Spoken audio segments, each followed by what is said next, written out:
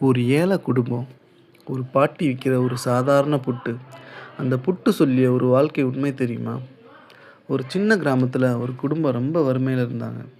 அந்த குடும்பத்தில ஒரு அப்பா, ஒரு அம்மா, ஒரு சின்ன பையன். அவங்க வாழ்க்கை ரொம்ப சிம்பிளா இருந்ததில்ல. ஒரு நாளைக்கு சாப்பாடு கிடைச்சாலே அது ரொம்ப பெரிய விஷயம். அந்த பையன் தினமும் பள்ளிக்கு செல்லும்போது, அந்த பாட்டி விற்கிற புட்டு கடைக்கு போய் தினமும் புட்டு வாங்கி தான் சாப்பிட்டு போவான். அந்த பாட்டி ஒரு சின்ன அடுப்புல புட்டு செஞ்சு வித்துட்டுருக்காங்க. அந்த பையன் தினமும் அங்க வாங்கி ஒரு புட்ட போய் சாப்பிடுவான். பாட்டியும் அந்த பையன பார்த்து அன்போடு சிரிச்சுட்டே புட்டு குடுப்பாங்க. ஆனா ஒரு நாள் அந்த பையனிடம் காசு இல்ல. வீட்ல நிலைமை ரொம்ப மோசமாயிடுச்சு. அந்த நாளும் அவன் புட்டு வாங்க போனான். ஆனா காசு இல்லாததால அவனால புட்டு கேட்க மனசு வரல. அதனால அவன் அமைதியா அங்கேருந்து போயிட்டான். அத கவனிச்ச அந்த பாட்டி, "என்னப்பா தினமும் வந்து புட்டு வாங்குவியே, இன்னைக்கு வாங்கலையா?" அப்படின்னு. அதுக்கு அந்த பையன் வெட்கப்பட்டுட்டே சொன்னான், "இல்ல பாட்டி எனக்கு இன்னைக்கு காசு இல்ல" அப்படின்னு. அந்த பாட்டி சிரிச்சுட்டே சொன்னார், "அட போடா!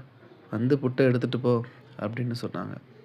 அப்போது அந்த பையன் அந்த பாட்டிட்ட கேட்டான், "ஏன் பாட்டி, நான் இந்த காச உனக்கு குடுக்கலன்னா அது உனக்கு நஷ்டம் தானே? அப்புறம் எதுக்கு எனக்கு இந்த புட்ட குடுக்குற?" அப்படின்னு. அந்த பாட்டி ரொம்ப அமைதியா சொன்னார், "இந்தாப்பா, நீ நாளைக்கு காச வந்து குடுத்தன்னா, அத என் வியாபாரத்துல எழுதிக்குவேன். சப்போஸ் உன்னால காச குடுக்க முடியல அப்படின்னா, அத என் புண்ணிய கணக்குல எழுதிப்பேன்" அப்படின்னு. அந்த ஒரு வார்த்தை அந்த பையனோட மனசுல ரொம்ப ஆழமா பதிஞ்சுச்சு. அந்த நாள் அவன் புரிஞ்சுட்டான், வாழ்க்கையில எல்லா விஷயமுமே பணம்ன்ற கணக்குல வராது. சில விஷயம் புண்ணியம்ன்ற கணக்குல மட்டும் தான் வரும்.